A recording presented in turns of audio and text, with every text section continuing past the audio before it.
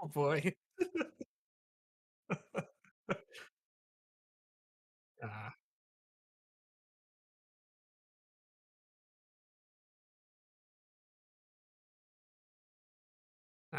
that's quite the introduction. Thank you, Jordan. If there's anything you're going to be known for, I think being known for being kind is what I would want to be known for. So I caught me off guard a little bit, but I am, like you said, one of the J's in J&J Tabletop, and the other J is my friend Josh. And sometimes people call us the Brothers Tabletop. And basically, our tagline is we just want to help people get the most out of their D&D games and tabletop role-playing games. So we do tend to focus on fifth edition, but a lot of our tips and discussions have a much broader application in terms of just like a philosophical approach to the game. But we also have practical tips too, because I like to have, if you're going to give a thought process, it's nice to have examples to go with it. And I think probably the thing our channel is most known for is our Dragon of Icespire Peak playthrough and our how-to guide, which is almost finished. I actually have the last three scripts ready to go. So yeah, if you want to say hi to us, just youtube.com/J&J Tabletop, and we're right there. I'm excited to be here.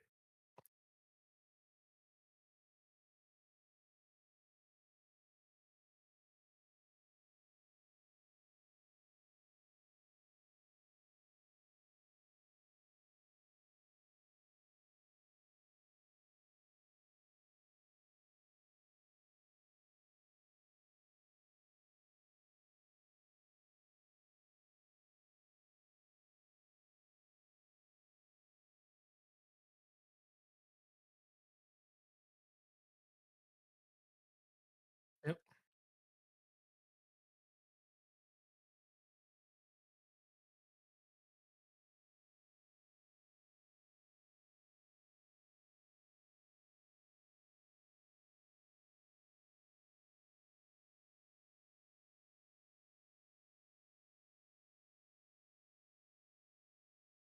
Yes.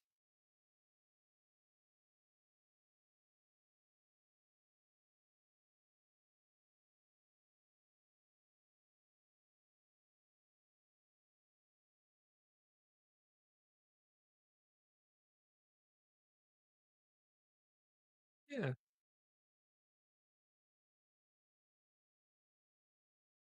Well, it looks like Rivers is saying we have no sound. I don't know if that's a us thing or a Rivers thing. um, I guess I could hold for a moment if you'd like. Okay, testing 1 2. This is a test for Jordan. Okay, it's all good. Okay, that's good. So, sometimes the live product is a little different than pre-recording. But yeah, I really like the behind the scenes look into some of like the numbers that they look for in the survey. I mean, my background, I have my undergrad is in psychology, and one of my favorite classes was stats. So when he's talking about like 70% satisfaction and these kinds of goals and thresholds that they have, I'm like, yeah, yeah, I'm into this. This is cool to know, and I really enjoyed how when they were talking about like when they're looking to tweak things, just how important the written feedback from the surveys really, just how important that is, because that's how they're able to identify the kinds of changes that the community wants, and that's take your surveys, people.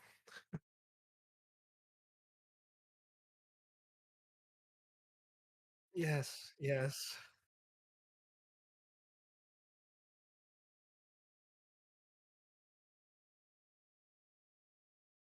I remember from our interview. Yeah,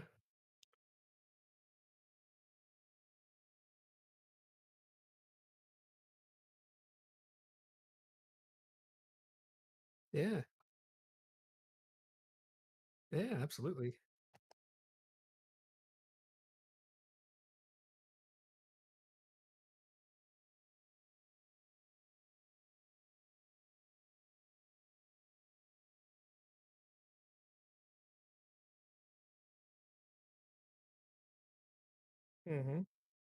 Yep.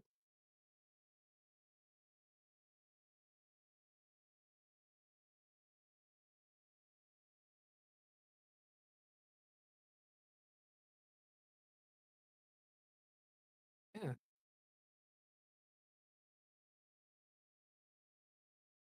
Let's talk about that one.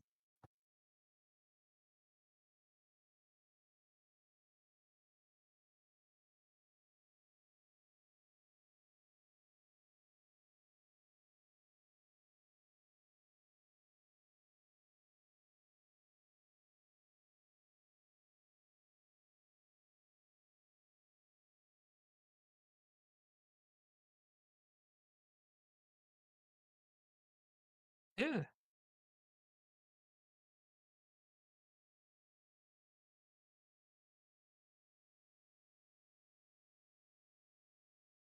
Hang on one second. It looks like in chat they can hear me, but not you, unfortunately. So maybe that would be where some of the confusion is. So you were on a roll there too. I can't wait for them to you were killing it. So I guess bear with us.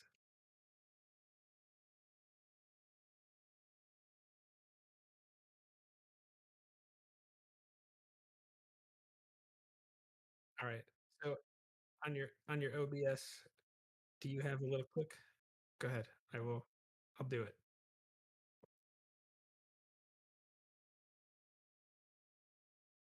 Okay. On your audio mixer, is do you have like the mute button on anything? Hold on. I think I might have fixed it. Okay. Marshall Yeah. Rivers. Do y'all hear me now? I hear myself on the phone now. Okay. That's a good So that's sign. embarrassing, everyone. I'm sorry. Good OBS. sign.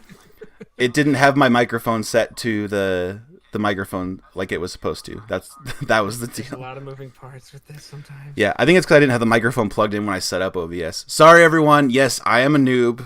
I'm a novice at this. So, um, let me recap really quick what I said. Jake is the most kind person on the platform. He's the Mr. Rogers, the true one of the YouTube community, and he's very uncomfortable with that compliment. But I give it anyway. And we're very happy with the behind the scenes looks at Jeremy Crawford talking about the UA process and everything. And now we are talking about the cleric and specifically classes getting all of them getting their subclass at level 3 and the narrative weight because that's caused some waves in the community. People saying like, well, why would a warlock get their powers at level 3 instead of level 2? Or sorry, instead of level 1? Because their whole point is they get powers from making a pact. And so I would say treat it as if they always had the pact and whatever subclass they're going into, that they always had that, you know?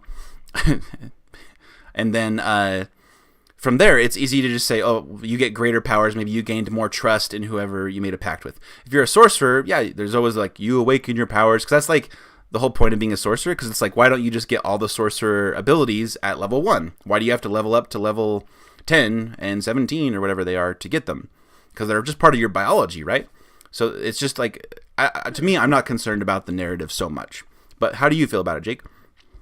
I actually loved the narrative side of this change, which is probably an odd take, but the more I thought about it, the more I was like, okay, we'll just take sorcerers as an example. To me, I always just I can't help but think about like X-Men and mutants and that kind of thing if you're familiar with Marvel and all that kind of stuff.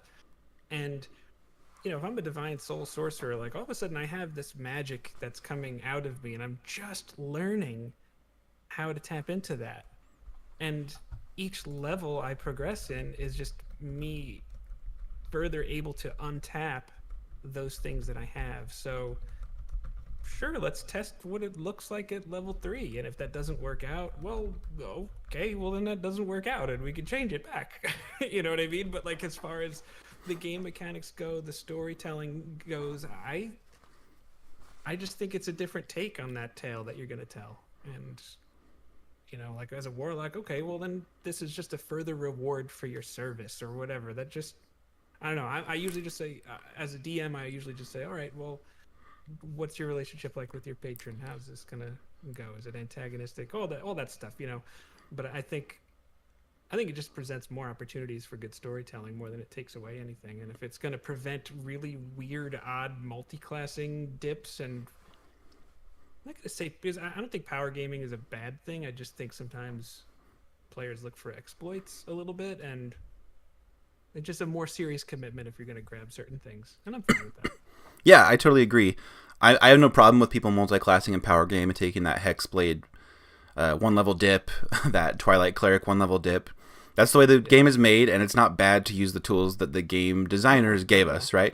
But as someone who's written, I think I now have a multi-class article on flutesloot.com about every class, and it is sure nice that I won't just be able to be like, okay, I guess you could probably take a Twilight Cleric level here as well. You know, like it just always like seems too easy. Serious.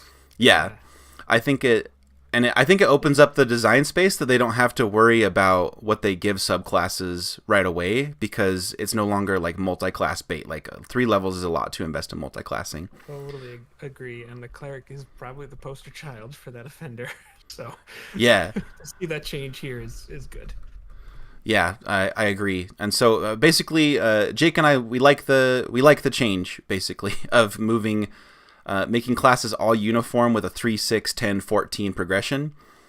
Sometimes that will slow down certain subclasses' progression. Sometimes it'll speed them up. Like clerics usually would get their ultimate, their big ability at level 17, I believe it was, but now it'll be level 14, for example. So there's some give and take, but overall, Jake and I are happy with it. Chat is saying that Jake was a little quiet, so I turned you up a little bit, Jake. All right, I'll try not to blast their ears off.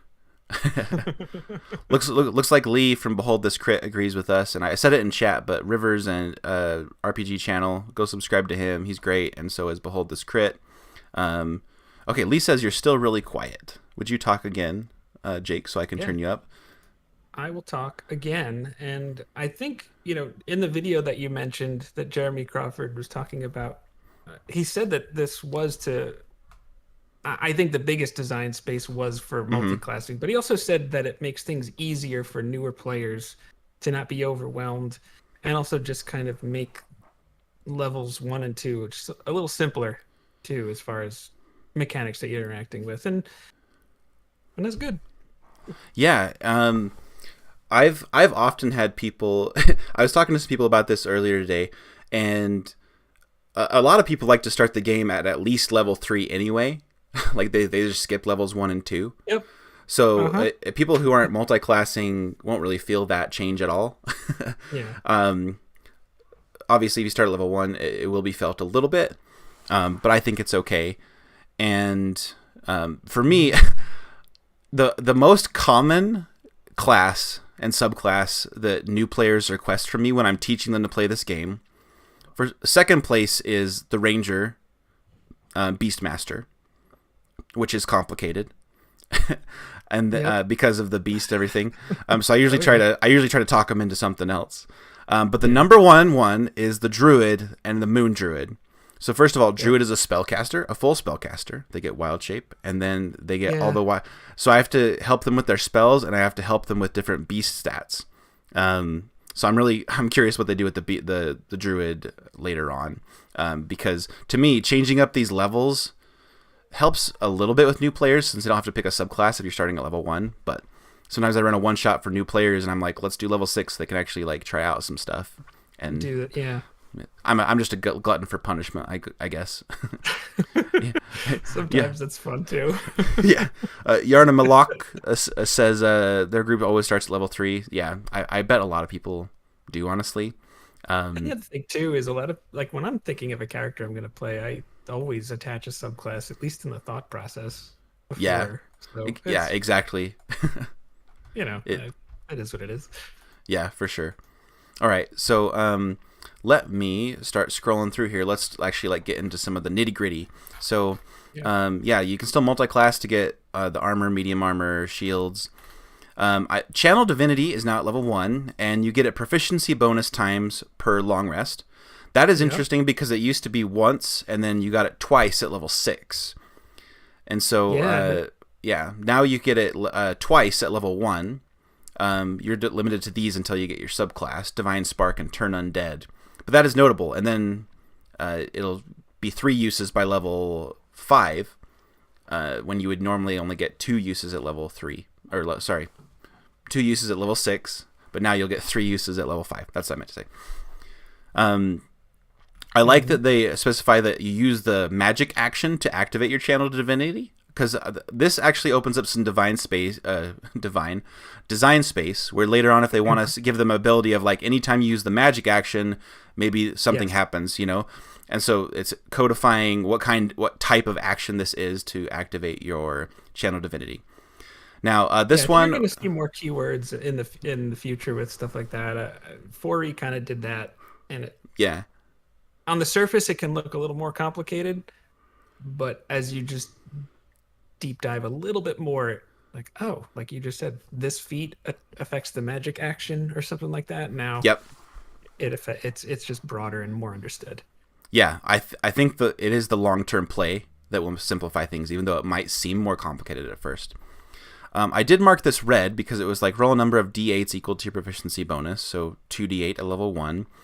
And you can add that as hit points when you, wasn't it? You can, restore hit points to a creature, or force a con save to do some more radiant damage. So that's nice. I marked it red just because anytime it's just like a d8, I'm like, I just picture myself rolling like a 1 and a 2, and I'm like, oh man, you know. But all the time, yeah, but I'm okay with this, and I think it's a cool new way to use channel divinity that isn't just turn undead and the subclass way. So I know you're a critical role guy. Does this not feel like the jester rule to you? She doesn't want to prepare healing spells, so you make it into the channel divinity just in case. So yeah, critical role jester was a cleric, and people like their clerics to heal them. And no matter how you feel about that, now it's going to be baked in. You don't need to prepare healing spells because you always have at least your channel divinity to heal someone. Yes. So yeah, that's a good point. It's the jester countermeasure, yeah. And then turn undead here, a little bit different. There's a new condition that's in this rules glossary for dazed, which is great to see. This is not something that we like to see more conditions. Jake and I were talking about this, and dazed is a condition that has existed before. This is not a new invention, and so we're happy to see it. So it's each undead within 30 feet make a wisdom saving throw, and the dazed condition is a 1 minute or until they take damage or die or whatever. And while they're dazed in this way, so there's a rider, so a secondary effect. The only action it can use is to dash, and if it moves, it's kind of like a frightened condition, right? So, so I think this is cool at level 1. You still get all your spells like previously, but yeah, it's just a cooler way to use channel divinity, in my opinion. Yeah, I completely on the same page as you. Yeah. We're preparing cantrips now, if you didn't know that. So your cantrips can be swapped out. And now, this is interesting. At 2nd level, you get your Holy Order, which is kind of like a fighting style for a spellcaster, at least for the cleric. That's what I put in my notes. I said like fighting style. Yeah, exactly. I'm going to move this. I got to move this stream so I can see chat. 1 sec. Does it still look okay? I think it does. Looks good to me. Okay. Sorry. So what are the 3 cleric holy orders fighting styles? One is you just get martial weapon and heavy armor training, which used to be baked into the subclasses, but now you can just do it regardless of what your subclass is because you don't even have a subclass yet. I think that's cool, and I think it's going to be a popular pick because people like to get the cleric subclasses in 5e that get them heavy armor training, especially at level 1. So you could still do 2 levels of cleric and get some heavy armor, which is kind of cool. And then 2 skills of your choice. You can do Scholar. I noticed Perception, often considered the most valuable skill, is not on the list. But whichever 2 you pick, you can add your Wisdom modifier to them. So you could be an Arcana Cleric, who, maybe you have a +1 to Intelligence, but you also add your Wisdom, so you can be a Wise Scholar as well. You know, so I think this is cool, and this is well needed. The knowledge skills, yeah. Even Persuasion here snuck in. You know, a charisma skill, so you can be a leader who is wise. You know, that's pretty cool. And then Socrates or something. Yeah, you can be Socrates as a cleric. Yes. laying down persuasive philosophy. And then the third one is Thaumaturge, not Thaumaturgy, the cantrip, which gives you one extra level 0 spell, a cantrip, from the Divine Spell list. And again, these can be swapped out. So instead of having 3 level 0 spells at level 1, you could have 4. So it's basically, do you want an extra cantrip? Do you want skills with your wisdom modifier? Or do you want armor? That'll be the choice that clerics make at level 2. They're all pretty strong in their own way. Yeah, I like Maybe them. They're kind of like 3 distinct play styles that like some people, they might have certain opinions about like their cleric subclass and they want to play it a little differently. And so this is nice to have a little bit more variety possible. Yeah, the protector leans into that very classic original trope. I'm the holy knight in shining armor. Sorry, paladin. It started here. And then you have more like magey, priesty things, and yeah, I like it. Yeah. Especially the versatility of builds where you can mix and match this and subclasses to be like, if you want to be a protector, light domain, or, those kinds of things rather than it's just more customizable. Yeah. And then I did miss one part here. I guess I stopped reading when I was in a hurry. There's Azad. Thank you for pointing that out. In addition, for Thaumaturge, you regain 1 expended use of Channel Divinity whenever you finish a short rest. So it makes you a little bit more frequently using Channel Divinity if you're into the short rests. That is a good note. Thank you. And Derzazad also says, he says, not popular opinion, but I stand by it that clerics shouldn't have heavy armor. So probably doesn't like this because now every cleric can have heavy armor if they want it. So we'll that see is if that probably stays. the more power gamey decision is to just take your heavy armor, Just get the armor and just go for it. Yeah. Yeah. I mean, I get it. Clerics are strong. That spell list is really good. Yeah, they do everything. The D8 is not a bad hit die. Yep. I generally get it.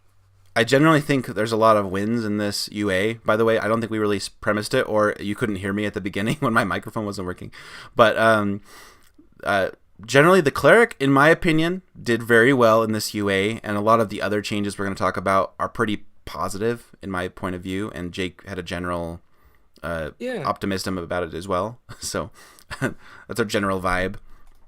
Yeah, I think it just smooths out a lot of the rough edges, makes things a little easier to understand and more versatile. Yeah, absolutely.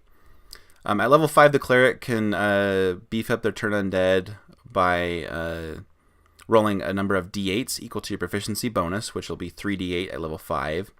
Add them together, and each undead that fails its saving throw takes that much radiant damage equal to the roll's total. I like this so much better than Destroy Undead. Destroy Undead always did feel a little bit like you have to ask the DM what their CR is, It's the classic version. So like my roots are in like 1st and 2nd edition, and you just had a table of when you did turn undead, Yeah. These ones would just turn to ash, or these ones would run away, that kind of stuff. And this, you're dealing damage. You deal enough damage to kill them, they're dead. Great. Yeah. it's very straightforward. Yeah, I remember playing Baldur's Gate 2 and turn undead on, and early levels they'd like run away and then get to a higher level and all the skeletons just like blew up, and I was like, oh. so I like that they're not losing that, but they're not making it reliant on challenge ratings, so you still get a little bonus effect on like if you somehow succeed at turning a Death Knight. It's not like you can't destroy me, I'm too high CR. You just do some D8 damage as a bonus, which I think is cool. And it's more dice to roll. That's fun. Yeah, more dice. I've learned people just love more dice. Blessed Strikes is just, again, the D8 radiant damage to a weapon attack once per turn or a cantrip once per turn. It used to make you choose, and we could see in Tasha's they were just like, let's just let them choose and not assign it to the subclass, which I'm glad this is no longer a subclass feature. It's just everyone hop on and get it. 9th level subclass feature, or no, sorry, Holy Order is a second choice of that level 2 feature, the cleric fighting style we're calling it. So at level 2 it's called Holy Order. At level 9 it is also called Holy Order. You just get another one, which is cool. I like that because some of those level 2 holy orders are tempting, but I'm like, oh, I'll have to go with one. But you can get a little bit later at level 9 when you maybe want another cantrip and more channel divinity or something like that. I think it's cool. Mm-hmm. Just gonna turn my camera off and on. I think maybe we had a little. Oh, did you frozen. freeze? Okay, go Hopefully ahead. the stream can still hear me. That's the most important thing. But I think they can still hear you. All signs on my end have your microphone going just I fine. see the things But moving. Yeah. I do see you frozen though. So I'll let you Yeah. work on that while I go press onward. This is I actually had some beef in this next part. I had a problem. So then yeah, they confirm they can hear you. You've just been frozen for a while. They say. So divine intervention. So in the interview where Todd asked Jeremy Crawford about the thief rogue changes, and if you know me, I'm not happy with the rogue changes. They were they were talking about Mother May I features.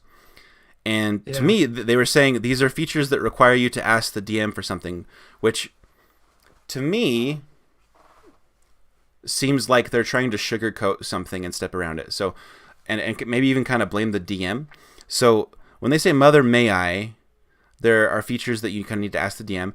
I actually don't think that the Thief Rogue was an example of this because all of its abilities worked very clearly to me, but what was not clear was the way that Wizards of the Coast wrote all the items that use an object action in the game. And to me, that would be very easy to fix by instead of just saying say use an action to activate them, just say use an object action. So to me, that would be easy. You wouldn't have to ask the DM anything. And they said they want to get rid of those ask the DM stuff. And I'm all for making the game more easy for DMs. So, but it just seemed like they were trying to kind of like pass the buck and make it seem like it wasn't that they... Like, I think they could just fix it pretty easily, but they're choosing not to because I don't think they are confident that they can do a good job. I'm just speculating, but the reason I bring that up here is because divine intervention is literally the definition of a Mother May I feature. It's about as best Mother May I as it gets. Yeah, like you have to roll to succeed, but then you basically just say, okay, DM, what happens? Let my God intervene. So I think it is the most Mother May I feature in the game. And so they kept that in, but they changed up the Thief Rogue, and I'm just like, which is it? It seems like they can't really like stick to their goals, and they're just kind of doing PR sometimes when they talk about these things. I don't know. What do you think? I remember a discussion I had with a buddy of mine a long time ago. We were just talking about the Cleric and the Wizard. And I said something to the effect of, I was like, yeah, but once you get to the end, you got Wish. And then he just turned and looked at me and said, Clerics have Wish. I was like, wait, what? And then I just thought about it for a second. I was like, oh, he's talking about divine intervention. That's really not a bad point because that's kind of the most common use for Wish is to just use a lower level spell, which sort of feels like they give a little bit of guidance here as to, the effect of any divine spell would be appropriate, which they... still pretty much had in the original definition. But there's extremely open-ended ability here. Just, I call out for help and please help me. Okay, well, let's see what that looks like. How badly did I screw up as a DM with this encounter balance? And see what I can do. I want to be clear. I actually love divine intervention as a feature, but Wizards of the Coast, with their own words from Jeremy Crawford, seem like they would want to get rid of it. And so it's inconsistent. It is. So this is me saying, keep divine intervention and give me my Thief Rogue back and fix your item system, and I'll be quite happy. You love the Rogue a lot more than I do, but I'll love the Rogue for you. I appreciate that. I did notice that instead of it being 7 days, it's 2d6 days. So you might actually get to be using it 2 days after you succeed at using it, or 12 days. Yeah. It's a little bit swingy. But then at level 18, when it's guaranteed to work, it actually reduces to 2d4 days. So it does. So you might get it twice a week, basically. You could. So they didn't mention this at all, but I just had the thought, like, if I'm running this, and I have no idea why I can't fix my camera, I could just leave the call and come back, but I'll make this point before I do. I think if I'm a DM running this, I'd be like, maybe I'll roll that, and you don't know, but you could just call out if it comes out up again, like a situation where like I'm desperate. That could.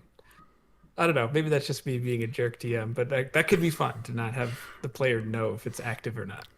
Well, you should know I'm a glutton DM.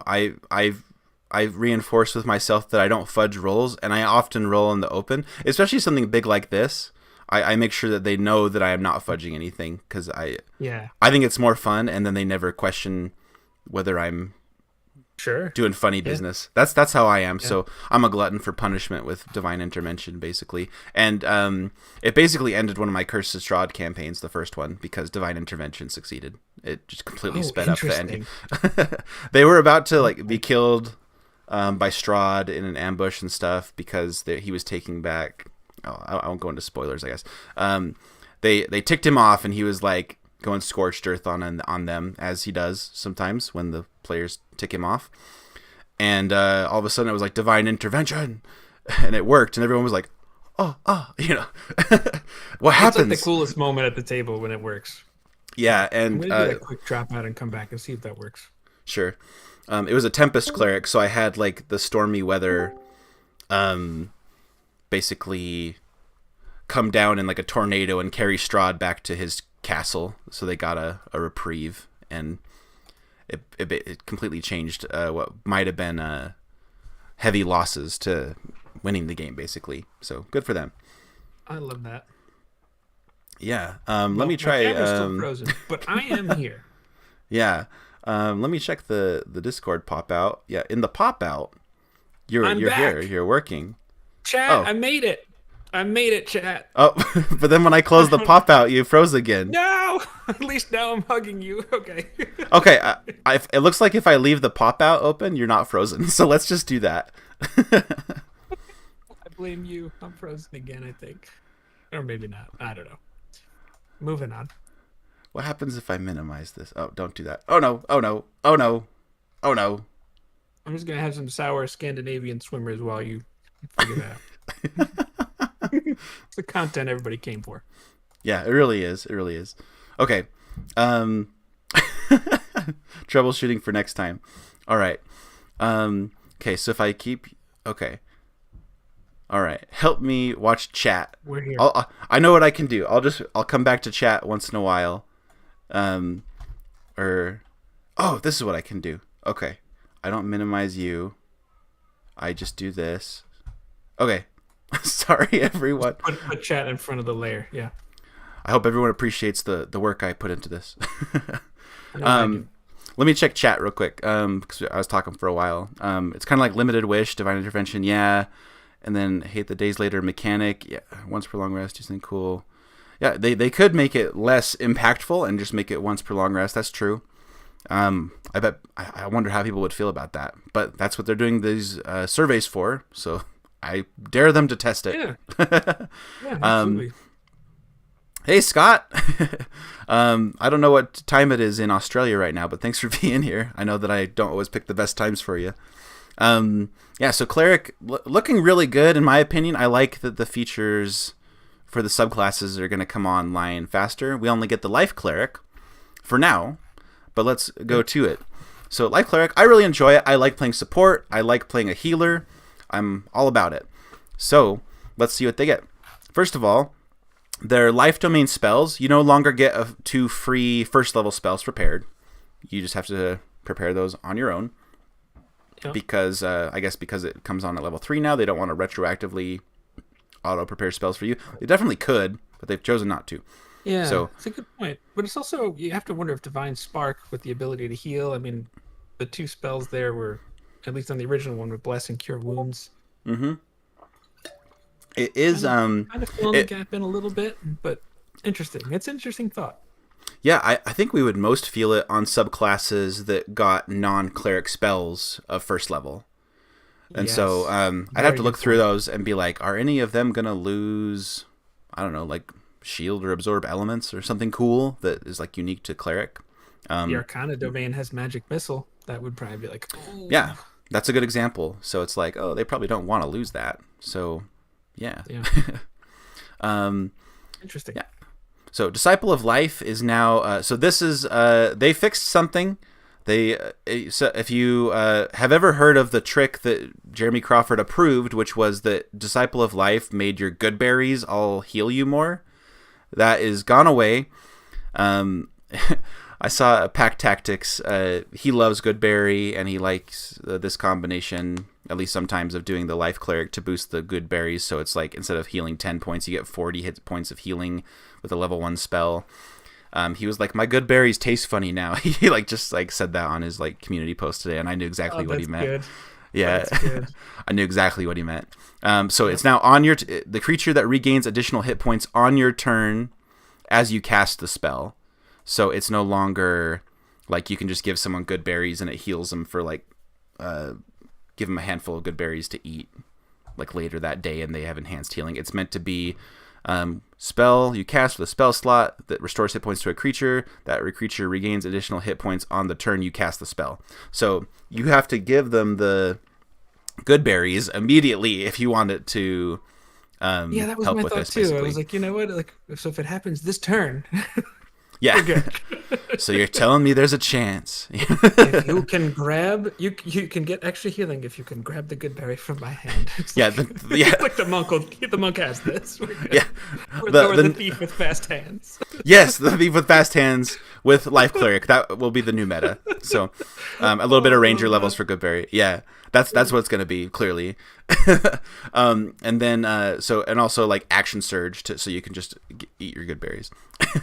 All right, level 6, preserve life. This is tied to channel divinity as before, but remember that's now proficiency times per long rest, and you have to wait till level 6 to get this instead of level 2 to do your little healing bomb on your allies. Things get a little out of whack here as far as Yeah. when you get it. But Yeah, exactly. It now does not exclude undead creatures, so I wonder if they're going to make a rule generally for undead that they can't be healed, because they used to have to like say in the healing spells that it doesn't work. Same with constructs, I suppose.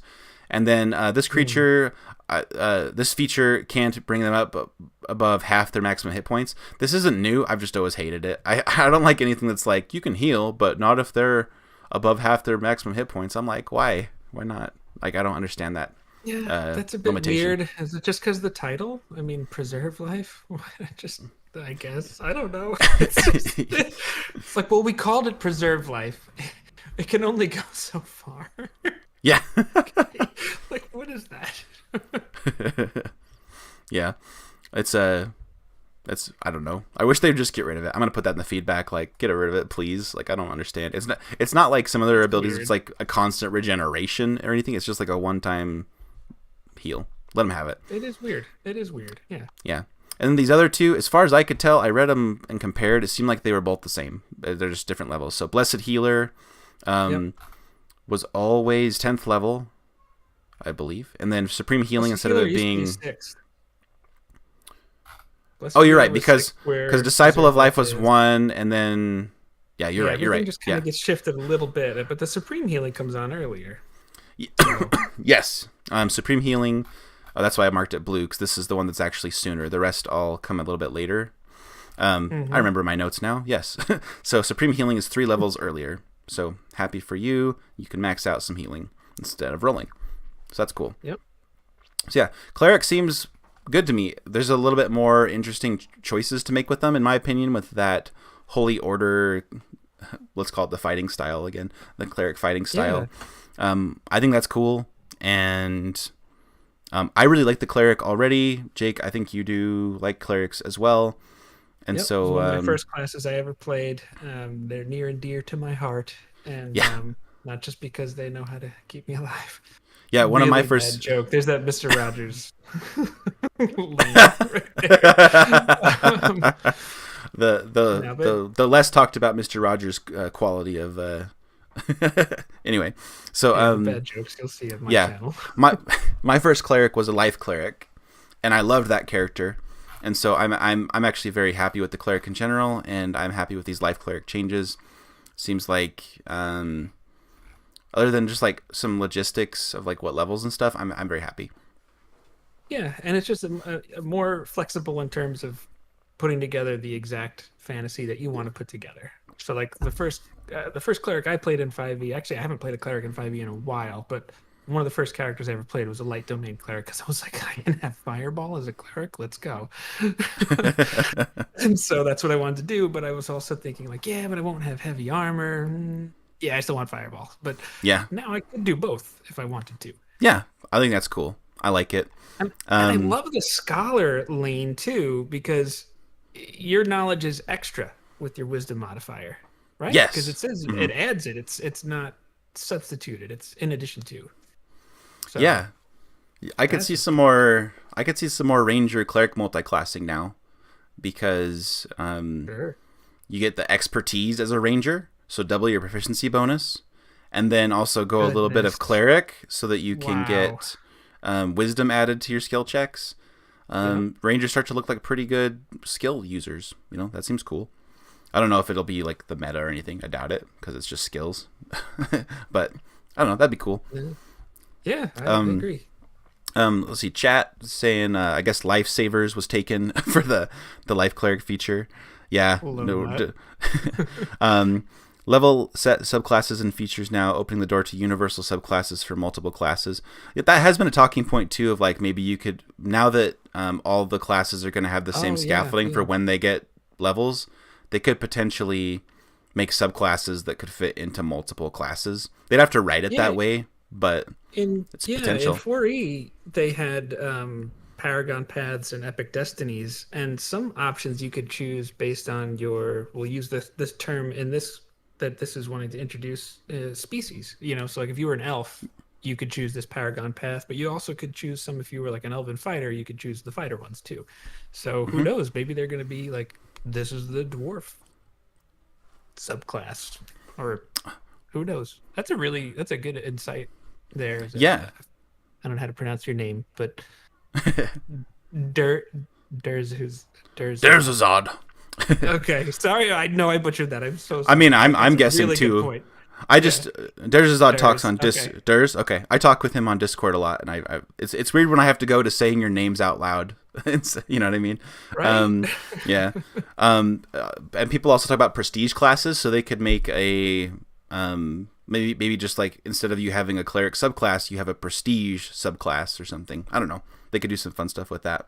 They've done things like that in the past, so I would not be surprised. Yeah. And hi, Goblin Lord. Good to see you as well. I'd rather clerics be medium armor at max because they're... Yeah, so you and Derzazad have the same take, that you'd rather medium armor be the cap for clerics. I don't know. I'll have to form an opinion on that. I kind of like having my heavy armor bound cleric, which is kind of paladin-ish, what you're saying is. So it kind of like encroaches on the paladin fantasy, maybe. Yeah, I could see that. It is interesting that they did move the paladin into the priest group. When I would have originally, when I think of a paladin, I tend to think warrior first, priest second. But they put him in the priest group, so I'd be really curious to see what they do with them. Yeah, I agree. I guess we'll see. Getting to this new section, people like that they're changing races, so that it just kind of gets away from real world racism. So like, we know that all the races in D&D, they're different species, and so like we know that, but like there has been some like grossness that leaks into the game from people who are like genuinely like treating races differently, and like I don't know, it's weird. So I'm okay. I'm glad they're changing the name. I don't know why they didn't say lineage. I don't know why it's species. That's kind of weird. I agree with, I think it was Taryn was saying that feels more sci-fi, and I'm like, yeah, like it feels like I'm up in space with the species. I don't know. Yes. So I have Star Wars Saga Edition, which was a Wizards of the Coast product, and they used the term species as well.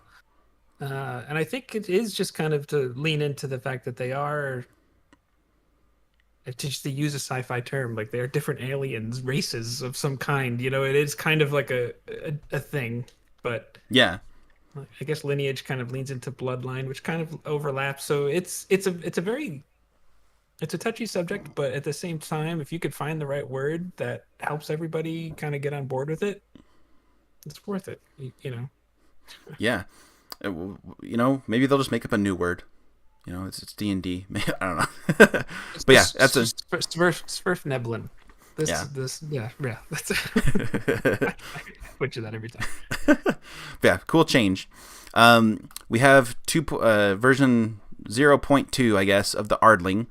It doesn't get flight anymore, but later on the Dragonborn does. We'll talk about that. And they also did point out these are adventurer traits, so they're making it clear like this is what an Ardling adventurer looks like for your character, not just like all Ardlings necessarily, like in a stat block sense, which I think is cool. That's fine.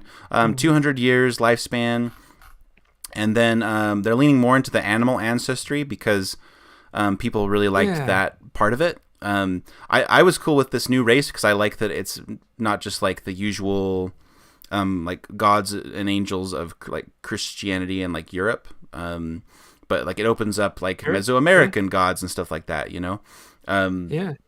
Different views of what like a celestial being might look like, you know, as in the real world, as people have different views of that, you know. So I thought that was cool. Part of me wondered, I was like, is this almost like, is it sacrilegious to like lean into like the animal features? And I'm like, no, it's not. But it's like, because it's like a celestial thing, but it's like, oh, but it's a beast man. It's like, okay. Sure. I decided I don't feel that way, but I thought it for a second and I wondered. But yeah, this is what people wanted. They want.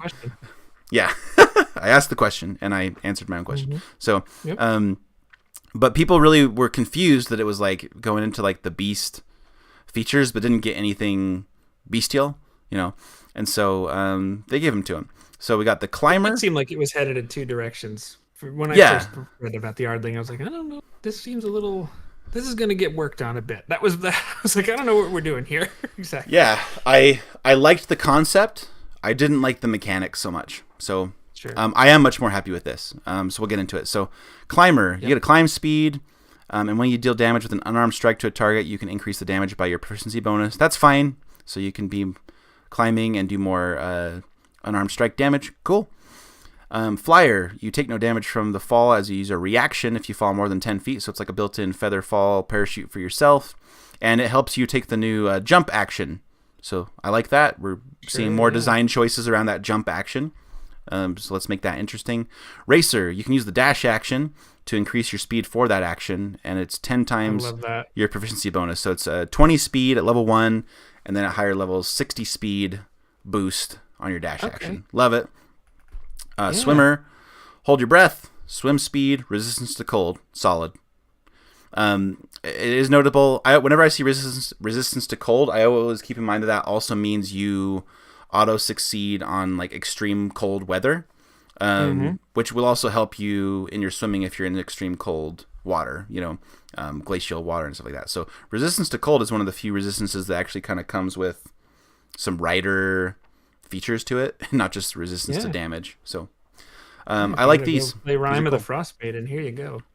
Yeah, exactly. I really wanted to have cold resistance in that campaign for sure. And then divine magic, they get thaumaturgy, and they can switch it out. So just like they can do more divine spells, they can switch out their divine spell cantrip, basically. And then they get perception. So great. I'm quite happy.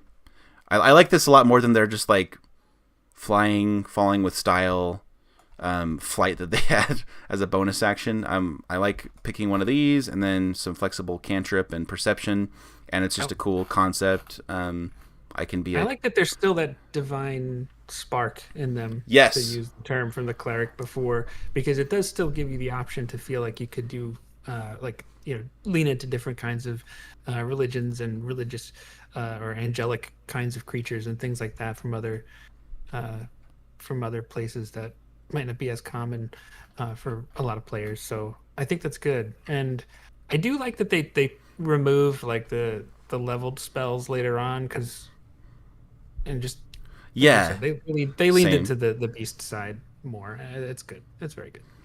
Yeah, I agree.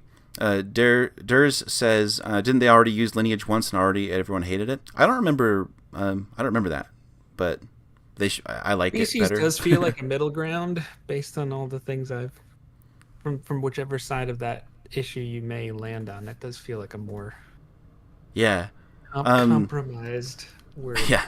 Scott points out that Ardlings, I didn't check this, but apparently they come from the Beastlands. I don't know if it was that way before, but they might have added that because Scott says he likes that that's there now. So yeah, they've tied it to a little bit better to the cosmology of D&D. I like that. And Yeah, I then have the old character origins up, and it says born on the upper planes or have one or more ancestors who originated there. So it doesn't seem to mention Beastlands. yeah, so that is a cool change. Good call, Scott. I tend to look at just the Mm-hmm. mechanics in here, and I didn't look. These are races, so it's good to look at their lore. Thank you. Yeah, Um, good catch. And yeah, Goblin Lord, cold resistance in 5e has always come with that elemental like weather resistance too. I don't know if they'll keep that for 1D&D, so I should say that, but that's what I always see when I see cold resistance. Oh, and Durs already helped clarify that with you. By the way, Durs, I saw you plugged this stream in your Discord. Thanks. And then, the Dampier and Hexblood lineages instead of races. Yeah, I think you're right. I think people didn't like that it was kind of like a lineage over your lineage, and it like confused them. But maybe it was the term. I don't know. It feels like a bit to attempt to roll animal person into one species with blanket rules instead of separate species and stats for every animal. Yeah, it is kind of like a catch-all. Like some people call it the furry race. I don't really care about that, but it's kind of like a catch-all. I mean, it's kind of like the shifter. You know, the shifter had like different types of shifter abilities, so it feels like that. So I don't think it's a cop-out because like it'd be tough to make a beast race for every beast. You know. Oh my gosh! And so that's a huge task, isn't it? I yeah. think even if you look at some of the Tasha's stuff with like the Beastmaster Ranger, like they're kind of, you got this kind of, I don't remember them off the top of my head, but you have this kind of beast, this kind of beast, this kind of beast. Yeah. Favor the look and feel however you want. Yeah. I think Heavy Arms said that they missed the opportunity to put Hedgehog for Racer, so you could play as Sonic the Hedgehog. So there's gonna be some memes build where they totally forget like the celestial divinity of the Ardling and just play some pop culture person. No more custom lineage needed. You can go Ardling. Yeah, I'm much more happy with this Ardling. I hope it makes it through similar to this setup. I would play this. I think the only critique that I might say is because it says, the celestial animals roam the beastland, so they are still keeping that divine, background behind it. But I would like to see a substitute option if someone didn't want divine magic. What else? Like if they were just like, this is just like a horse man. Or whatever, like it's just like if that wasn't part of the fantasy and you wanted to do some kind of a creature or a character that had a more animalistic thing going on, I would just, I don't know what it would look like, but I think that could be a nice substitute. Yeah, I think it just would. Yeah, totally. I do think it would be an easy reflavor to just. Because divine magic, Extremely. Like you get yes. Because all you have to do is just pick a cantrip that you can imagine being a beast ability, right? Easy reflavor. Yeah. Easy. Easiest reflavor of my life. Even just to address it. Yes. Yeah. I wish they would. I'm not disagreeing with you, by the way. I agree with you. It would be good for them to call that out. Yeah, because it is so easy for players to do, and I think they should encourage players to reflavor things. Honestly, oh yeah, they were doing that a lot in Tasha's, like magic missile that looks like chickens, So I hope they keep that going. Yeah. All right, Dragonborn. I hated that they were just kind of keeping it the way it was in the player's handbook after Fizzbands felt like such a home run fix for the Dragonborn. So they clarified they're not going to make it the Fizzbands version, but I was like, I bet they are going to do exactly this, which was allow the attack action on your turn to replace one of your attacks with your breath weapon. Because now it's like if you have 3 attacks as a fighter, you're not losing 3 attacks to do a pew, like tiny little breath weapon that probably you'll do like 5 to 10 damage at higher levels. It'd be so cool. You take this guy out, and then you just breathe fire on this other yes. group. Like yes, let's go. Yeah, I'm all for that. It's not overpowered or like anything I'd be concerned about. I like that it's proficiency times per long rest, which they had before, so they're keeping that. Thank goodness. And then they added damage scales like a spell, like a cantrip does. Yes, you're fine. Exactly. You're totally fine here, and it's like you said, it's not like you're doing it every turn. You're just doing it once in a while when it's cool. This is the bare minimum that I needed was sparkly. yeah, exactly. Yeah, I don't care so much if they don't do like the gem Dragonborn, the metallic, like that'd be nice. But if they just want to give like a basic chromatic Dragonborn, this is all I wanted was this type of fix for the breath weapon. But they're also, excuse me, they're also giving us Dragonflight at 5th level, so it's not levels 1 through 4. You can get flight for 10 minutes with spectral wings as a bonus action. They only go away if you become incapacitated before the 10 minutes, or you can retract them as a bonus action. So, correct me if I'm wrong. It used to be limited to a feat, right? You'd have to take it as a Dragonborn feat. they had like the an older thing, right? I don't think they had. I don't think they had a wings thing. I think there was a UA where kobolds got wings. Maybe that's what I'm thinking of. Yeah. But I don't. Maybe there was. There's a fear Dragonborn feat. There's a scaly claw Dragonborn feat. I don't remember if there is a Dragonflight one. Help us out. I think you're looking it up. Let me know if I'm just misremembering, because there's so many feats these days, and the racial feats don't get brought up as much. Yeah. I might be thinking of a UA. Okay. Yeah, I see Dragon Hide. I see Dragon Fear. Okay. Good for me. My memory's not too janky at this point in my life.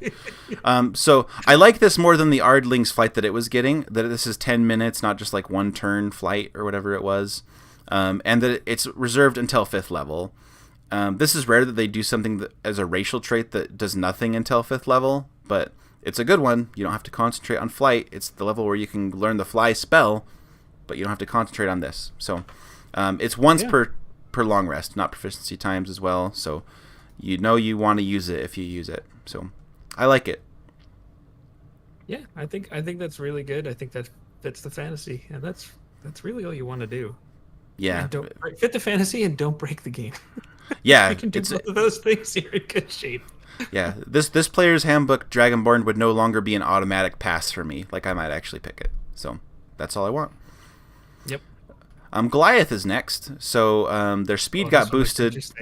Yeah, they're leaning more into the giant lineage that Goliaths come from. 35 speed. That's cool that they changed that from 30. You know, big and tall. Yeah, it makes sense. Yeah, and then they get their giant ancestry. They get to pick one, and they can whatever they pick, they can do it proficiency times per long rest. There's the bonus action teleport, which is Misty Step, basically for Cloud. Fire. Fun. Yeah, it's like you just get a bunch of free Misty Steps. It's not as good as like the Shatter Kai's Misty Step, where they get resistance to all damage and stuff, but it's still teleport. And then there's fire. A versatile skill. I love teleport. If you watch any of our J&J videos, I'm always like, just take Misty Step, just go with a teleport. Yeah, I never know. I have an article about best wizard spells, and my pick for most important 2nd level spell is Misty Step. Like, it's not like, sure, like there's stuff like web, invisibility, but Misty Step just always seems to come up. Like Movement I wouldn't. Is so powerful. Yeah, don't leave home without it, in my opinion. No. Fire Giant. You can add a D10 of fire damage to your attack. So all of these that say attack, it includes melee, ranged, spell, attack. If it's an attack roll, you can add the damage. So you could turn a firebolt at level 1 into 2d10 instead of 1d10. You could crit on a melee attack and add 2d10 fire damage to the attack in addition to the weapon damage. So like on paper, like I think a lot of people's reaction to this is going to be that it's horrible, because that was my reaction. But I remember that, this is at level 1 in addition to your class features. Like if this was a class or subclass feature, it would be weak.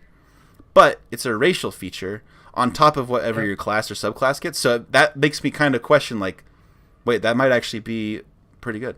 Like it's not crazy good, but wait till you get a crit or something, dish out your fire burn. I don't know. I could see that being useful, and plus some people. I think it'd be very useful.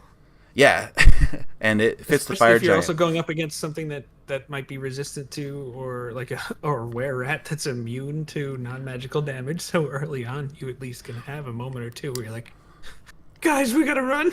But here we go.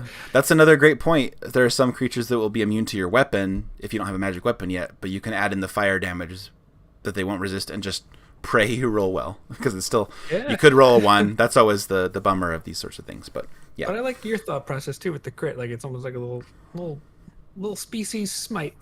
yeah, species smite. Yeah, exactly. Frost, they get 1d6, but they also slow the speed by 10 feet, so it's kind of a little like Ray of Frost.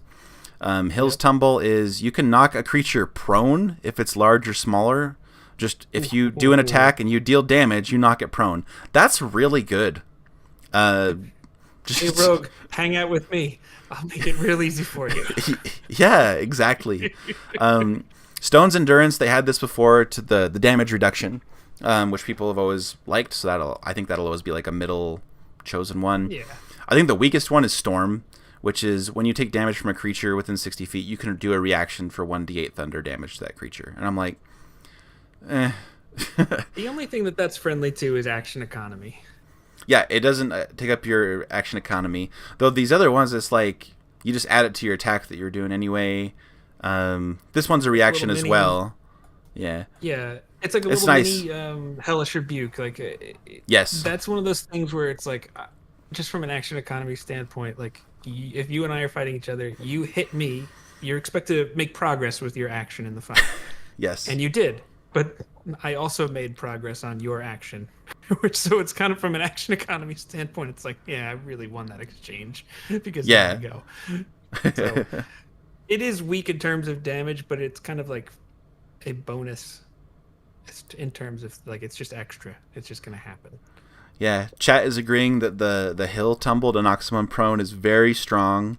It's so strong. Oh my gosh. A few people really love the Goliath changes. I do too. The Goliaths are doing well here. They basically only gain things. You know, they only gain options, which I'm always for options that aren't illusion of choice options. So, which this is kind of funny because with the Ranger Hunter subclass, they were like, we're just going to take out the options and just give you the ones that everyone picks.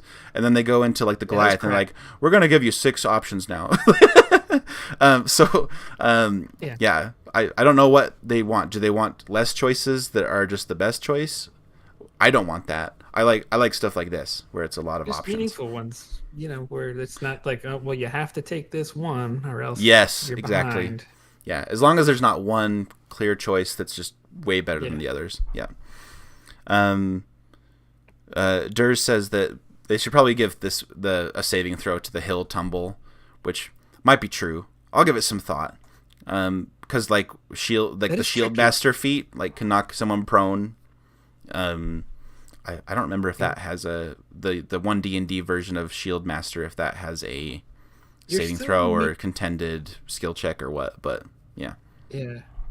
See, because even as a medium creature here, here ogre, I hit you. Now you're prone, nerd. Yeah. Wait, hold on. That I'm just I don't know. There should be something there, but sometimes. The saving throw, maybe, I guess, with your strength modifier or whatever you used for your attack. Mm-hmm. Because that could be, because that could almost make it feel wasted too. So that's like a fine line. It is a fine line. Yeah, something's off, but I don't know if that's the answer. Yeah, maybe they could do a. What is it like? It's a something prize like you didn't win, but you get a consolation prize. Yeah, consolation prize. Thank you. Or okay. So like if they make the save, you can still push them back 5 feet, or I don't know, something. Something, not just nothing. There's something there. Onto something, but yeah. We'll see. Maybe I'll think of something and write it in my feedback since we know that they actually are reading that, so that's great. Yes. I'm glad that it isn't just marketing; they actually are listening to the feedback. So, the other thing, you can now grow as a bonus action. You can grow your size to large, and 10 minutes, advantage on strength checks, more speed, and plus there are just perks to being a large size. You know, you can grapple larger creatures, all kinds of stuff. So let me ask you this question. If you were being the DM for a Goliath that did this large form and they took Hill's Tumble, would you extend that to huge or smaller, or would you keep it large to knock them prone? My default. For me, keep it as raw. My default is to go raw, unless they really want to, and it seems like it'd be fine. Like Sure. I'm in the moment when they ask for things, I tend to go for things, but my default is Yeah. always like I let players know, like, I know the rules. That's my default. If there's a problem or a great desire, let Yeah, me we'll know. talk about it. Yeah. Yeah. Let's talk about it. And by talk about it, I mean I'll probably just say yeah, sure. um, Exactly. then powerful build. I didn't check, but like it also is nice that it helps you end the grappled condition. It's not just the size and carrying capacity. So yeah, these races, I'm really happy with the 3 species, excuse me, that they Yeah. included Yeah. in here, and so yeah, quite happy. Um, I agree. yeah. Scott says he wasn't impressed with the original Goliath, but these changes actually make them different to everything else. Yeah, agreed. Yarnamalok says spells don't always succeed. Yeah, my thing is, I think I'm more wanting it to do something because this is a racial feature. Like sometimes a spell they save and then nothing happens, and like it's a spell. You're a spellcaster, you chose Yeah. the spell. But like if it's my racial trait, I'd like something. I don't know. And It sometimes just I'll feels bring up a different. point just sometimes I'll bring up a point just to make sure I thought about it. You know, Yeah. more than I'm saying like it has to have a consolation prize, but I just was like, it's a fine line. That's all. Yeah. Just the Craft asks a question. Thank you for marking it as a question. How do you feel about the changes to preparing spells? Feels like a huge spellcaster nerf. Oh, I thought you were going to say buff, and then I got to nerf. To me, whenever I've played a spellcaster like a ranger, I have felt very limited because there's often a lot of utility spells that are unique to rangers, but I could never justify picking them because like maybe 1 out of 30 sessions I would use it. Yeah. But you'll But use Hunter's Mark every time. yeah, there'd be some other spell that I'm picking that because I'm going to use it Yep. every session. So for stuff like rangers, it's great. It might feel like a nerf in making like someone like a cleric or a wizard stand out, and the others are now preparing like them. So that's on Wizards of the Coast to still make them stand Yeah. out when everyone can prepare spells. So basically, I like the change to answer the question. I think they do need to still design around it and not just say everyone prepares spells now. Nothing else to They do here. clarified, or they clarified specifically that you can Oh, only prepare a number of spells for each spell slot, meaning only oh, one ninth level spell you prep. That's a good point. I yeah. prefer the old way, and it's that's a good point. That is a nerf. It's less flexible. That is true. And honestly, I'll be honest, I forget that that's something they added, and I don't think it's gonna make it through because I think everyone hates it. Yeah, um, so yeah, that part I hate. Preparing spells, good. Slot specific, bad. Because yeah. it reminds me of again playing Baldur's Gate 2, which was based on 2e, where if I wanted to cast Magic Missile multiple times, I had to prepare Magic Missile Multiple more than times, one yes. time. You know, it kind of reminds me of that a little bit.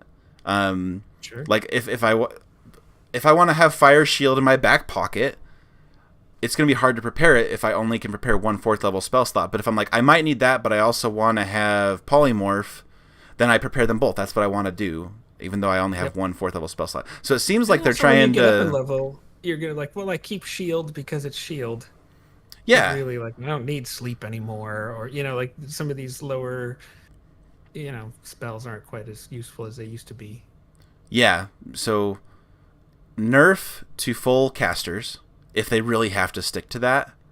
Yeah. Buff to partial casters like Rangers, I would say. And I will say this. I think I'm in the minority here. I'm curious about your take on this, but and the Bard is one of my favorite classes. Probably my favorite to play. I just love the mechanics. But I think preparing spells it's too much for them. I think they should have Like to too good. choose. Okay. Yeah, I think they should have to choose just because they're such a jack of all trades, and if they are already full casters, I don't know. They don't strike me as the type that studies. They don't strike me as this type. You know what I'm saying? Like they. I understand. I've Yeah. heard.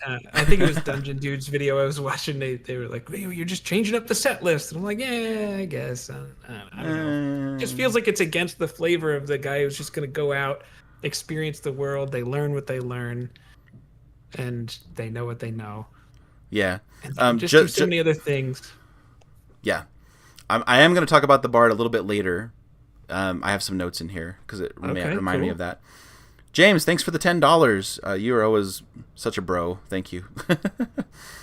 James is one of our patrons. We do have a Patreon and an exclusive Discord. If you want in, check it out. And we do monthly content for you. The most recent one, we've been working on a very large document called the Primal Born, which is like our version of the Genasi, and there's like 30 of them, and it's based not just on the elements, but on like whether it's like the higher or lower energy planes of those, and there's also a spirit plane. Big project with art and new mechanics and all kinds of stuff. So anyway, our Patreon's fun. It's a small, what's the word? Tight knit group. So join us. And just, so yeah, James, thank you for the $10. Just the Craft says he hopes, or I assume they assume, no, I'm getting tongue tied. Just the Craft, they say that everyone forgets about the spell slot preparation, and they are worried that people aren't going to give feedback on it in the survey. I am making a mental note right now to say, please don't do that with the Coast in the next survey. I commit. Some good discussion going on. Yeah, if anyone else has a question, make sure that you mark it. And James, thanks for the $10. A lot of people freaking out about the subclass changes in other Discords I'm a part of. It just doesn't bother me because I find it gives narrative opportunity for the cleric to wrestle with their faith. Yeah, James, I don't know if you were on the stream, but Jake and I basically said the same thing, where we're like, we think the narrative is still intact, and we're quite happy with it. But I know, James, you really want to know how the druid's going to look, because that's your favorite, James, so we'll see when we get there. Goblin Lord, I think of Bard preparing as musical practice. I really want it to stay for so many reasons. Yeah, that might be a... I bet that's... I think that's going to be a heavily contended one. Like, the more you talk about it... I think I'm in the minority here. I think I'm in the minority. Okay. I do. I think most people disagree with me, which is probably a pretty common theme. But, and I'm fine with that. There's just something about the flavor of the class, and maybe because I think about its roots, it just feels like it can do too many things. And I don't know. Something about that just feels like, you can take that away. Yeah. And a very gentlemanly thing to take a class you love so much and say, I will relinquish this for the sake of the, so greater good. My own for the greater good. Yeah. Just a thought. Yeah. And Durs, I do wish they had given us all the priest classes. And then just the craft sorcerers have their subclass moved to 3rd level is flavorful to me, having this raw magic until you dive into using it. Yeah. To me, it's easy to narrate that. So it's not a, I love that. The craft, we talked about that before. Yeah. Oh, Goblin Lord, clarification. I want the level prep to stay. So they like that. So I guess I think that is probably one of the only things in these UAs that I'm like, I think I need to really try it. Because my first read of it is, I don't like this. No do this, Please do not. But maybe I would try it, and I think it's fine. That's probably something that legit needs to be play tested because it's so different. Sometimes I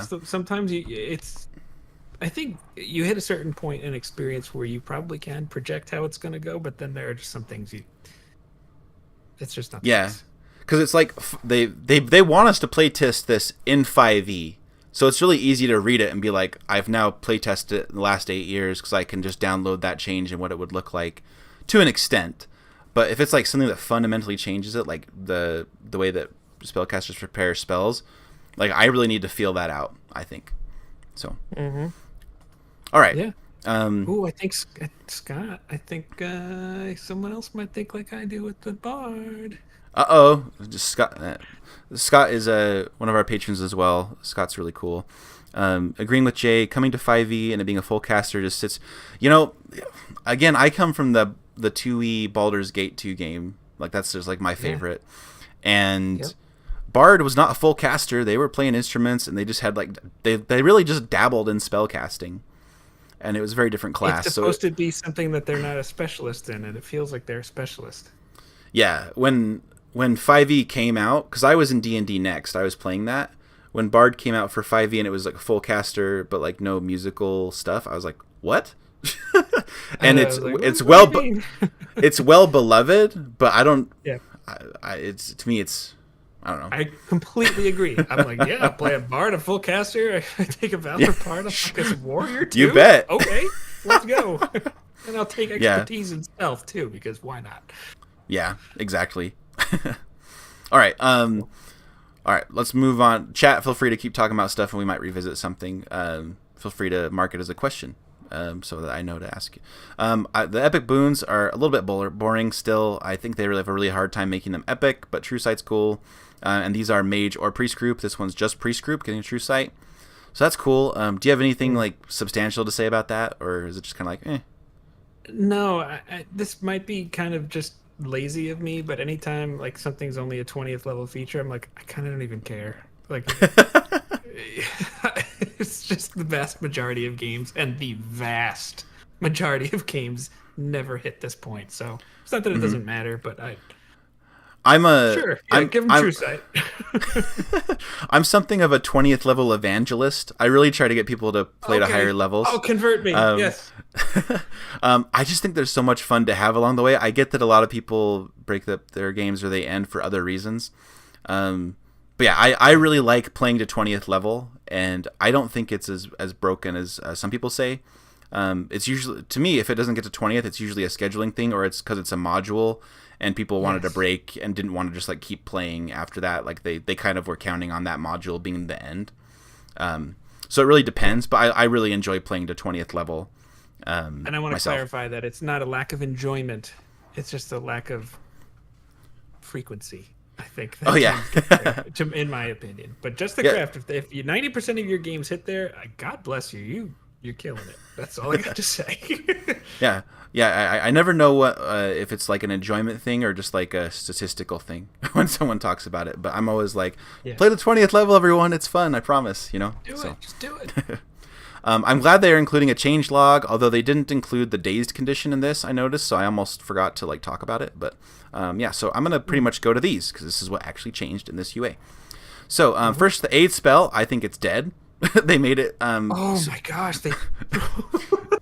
It's just 10 HP now. You're affect more creatures, but it's only temporary HP. And the reason I say that's dead is because there's often so many ways for characters to get temporary hit points now. And this also makes it so you can't cast aid to bring someone up from being unconscious because they don't gain hit points. And you can't give temporary hit points to someone who's down. So it can't be an emergency healing bomb. It can't preload for, what is it, an hour, 8 hours of just like increasing your max hit points. Like aid, it's a very big change. Very big change. I'd have a hard time picking this unless they really get rid of a lot of ways to get temporary hit points. But I don't think they will because it seems like kind of one of their lazy things they do is like we don't know what to do, so let's just give them temporary hit points. You know, so to me this version of aid is dead, and I'm gonna mark it as very dissatisfied because it wasn't a broken spell by any means, but it was good. And now they killed it. Yeah. It's like, why'd you do that? You know. And yeah, I mean the value, I guess, is in the fact that it's up to 6 creatures, which it looks like mine's a little blurry. But I think you have it highlighted. Yeah. And to me, the first question I have is just like, well, why wouldn't I just take heroism? Yeah. At level and cast that as a level 1 spell where I think it lasts for a minute and you just get those temporary hit points. Like, and every time we had one of the most epic uses of that one of our games I ran. But yeah, it's this is weird. Yeah, I mean it can be upcast for more, but so can aid already. So it's like meh, dead. I'm gonna mark it very dissatisfied. Yeah, I like it. Meh. Going down here, they did do some clarifying in here because there was some weird stuff. It's good that they're making it so you can pull out weapons as part of an attack or put them away as part of an attack, which enables more 2-weapon fighting. But the way they had it worded before, it made it so you could do some shenanigans where you have a light weapon, but you also have a polearms to get the polearm master bonus action attack, and then you draw a weapon to do your light, so you could get like 4 attacks. Technically with the way they worded it, but they actually cleaned that up now because with the way that light weapon fighting works later. So this is simpler wording right here, and then I'll go down to light weapon right now just because I'm thinking about it. Where they made it so when you to trigger light weapon like offhand attack, you have to at the time of your first attack have 2 light weapons and they have to be in both hands, and that cleans that up. So I like that. Most people won't care about that, but yeah, it is a clarification. Banishment. reduced it to 30 feet.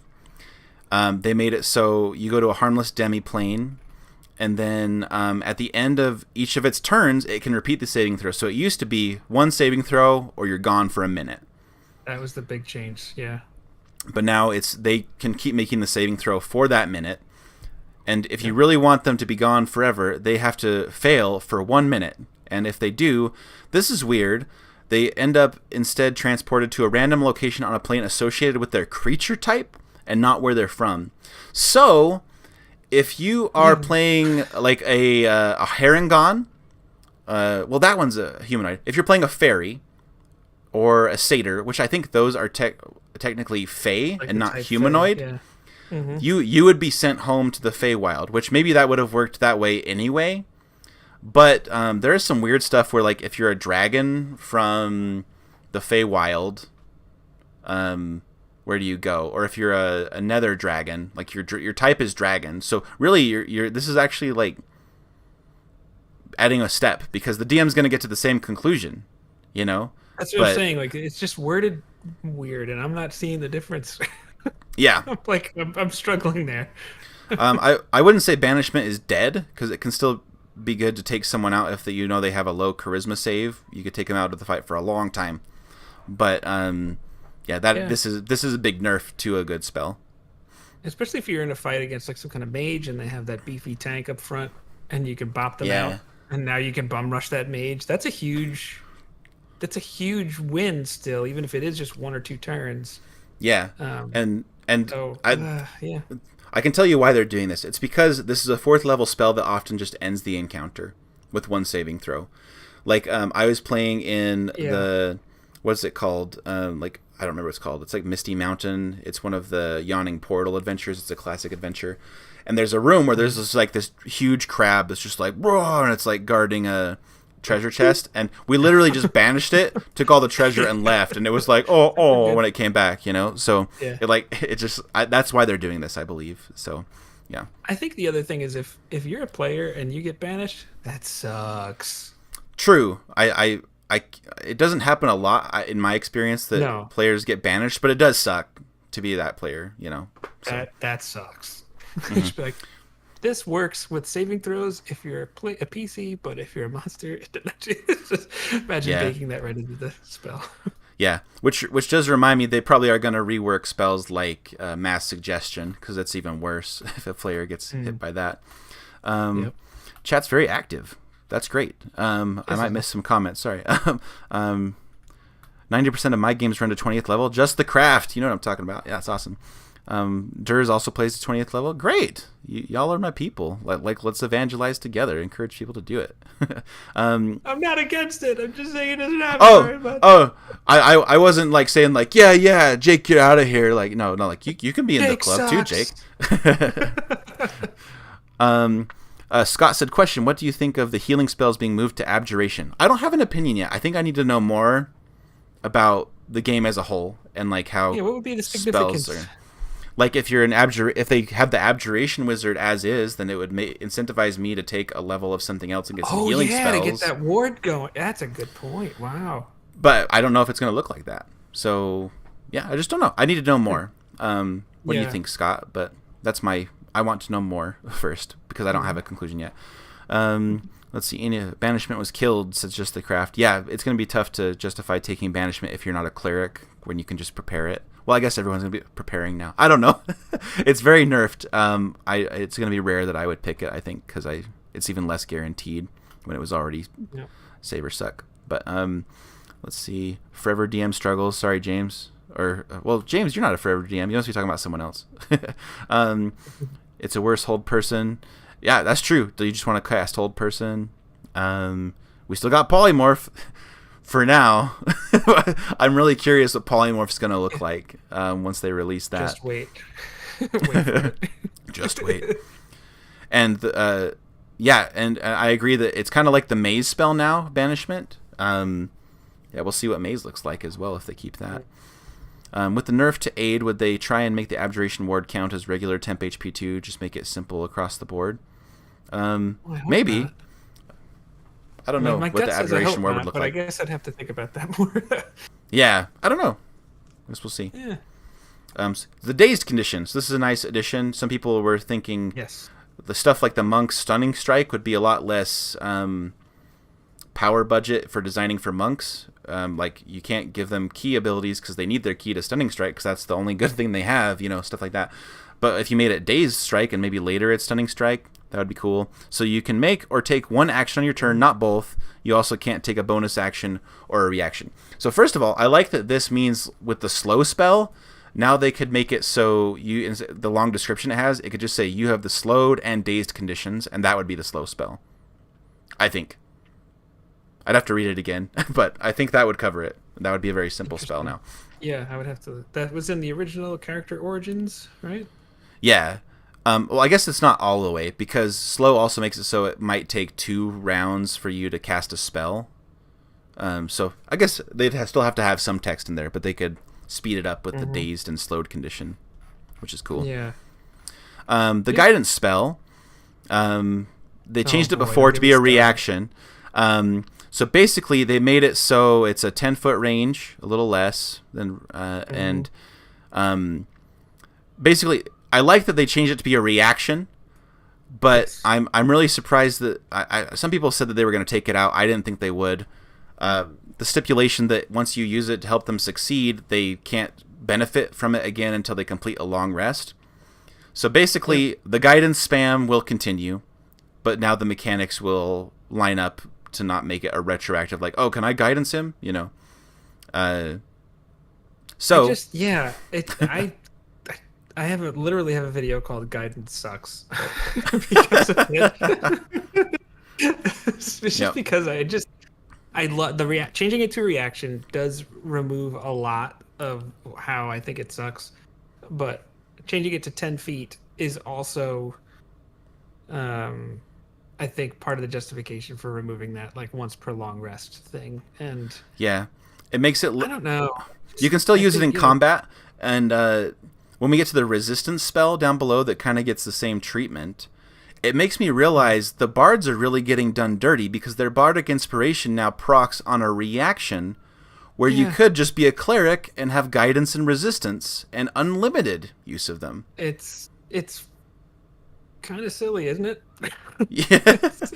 It's not a total 1-for-1, but there's so much overlap that it's like, oh, do I want to play a bard anymore, or would I just play a cleric and use these cantrips? So yeah. Hi, Princess Fairy. Welcome. Yeah, I'd be happy if guidance just disappeared, personally. But again, I'm probably in the minority.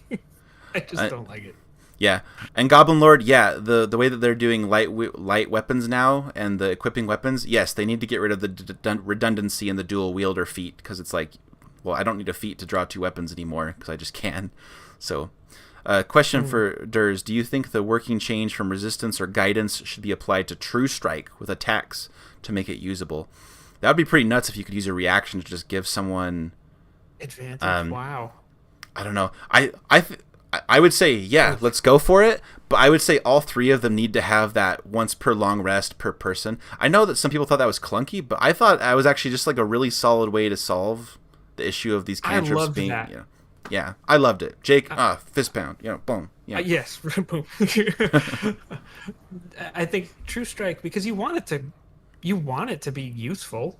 It's just not even close. Yeah, and so I'm like, I don't know. So I like the change they made.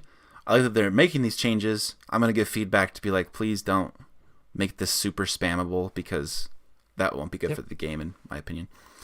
I agree. Goblin note on Prayer of Healing. We're not there yet, but feels like the corpse of Song of Rest. Explain what that means to explain more, Goblin Lord. I want to know more what you're saying. Song of Rest is that's the bard feature. So the bard don't they get Prayer of Healing now on their list? I don't remember in the previous UA. Probably not, because it was Prayer of Healing. It's not a very bardic thing. But was that in their? I'll look it up. I have that document open too. Yeah, I don't know, but yeah, the Song of Rest that barely got used. It does feel like Prayer of Healing is much better. We're gonna get to that. On the Songs of Restoration. No, it's not there. Yeah. Oh yeah, just the craft said. So guidance before was whether they succeeded or failed, they could only benefit for long rest. I would be okay if the whole like once per long rest for true strike guidance Succeed. resistance was that they have to succeed. I'd be okay with that. Sure. Yeah. As long as it's not just repeated all the time. Especially when like the whole team has these. If the whole team, everyone builds their characters so they all have these reactions, that just sounds annoying. So And that's the thing. The thing to me is, if you watched the Jeremy Crawford interviews that they had, one of the things is they don't like having options that are so strong that if you don't take it, you feel behind. And these really lean into that. yeah. It's like I have to take guidance. Why? Because everybody should get an extra D4 when they do something. Like, Yeah. it's still spamming. Yeah, I agree. Completely agree. Grappled condition, they just cleaned up some wording. That was the only changes they made. They made the wording simpler. I was happy with that. I always like less words and clearer words, so that's great. We talked about light weapons already. The influence thing, I like the influence. It's not mind control. People were so this was kind of funny to me. So a lot of people watch big channels. Yeah, so big channels got this wrong. Yeah, I feel like they were kind of cherry picking because I'm gonna say something mean. I'll shut up. So I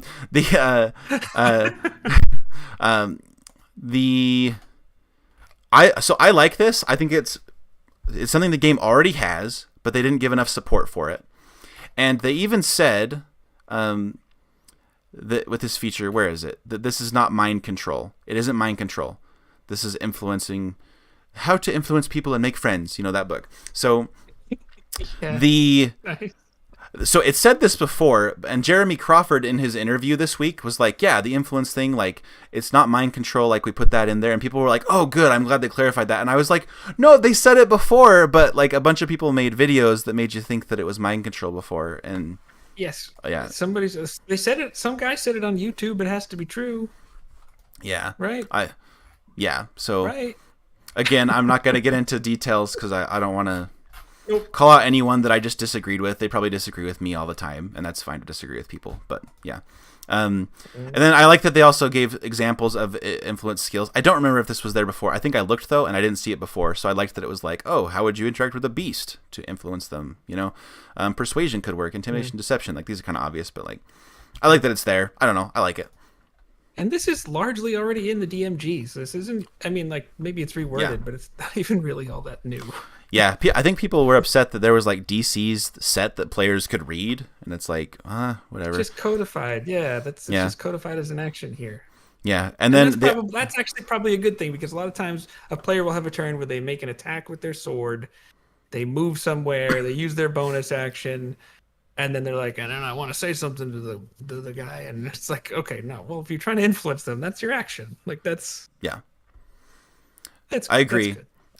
It's also cool that they said minimum DC is 15, and then or the creature's intelligence score, whichever is higher. So if you're up against like a mind flayer with a high intelligence, it's really hard to influence that guy. You know, which is kind of a soft way of buffing intelligence, which is needed in this game. Intelligence is the worst stat unless you're a class that needs it, basically. So, pretty much.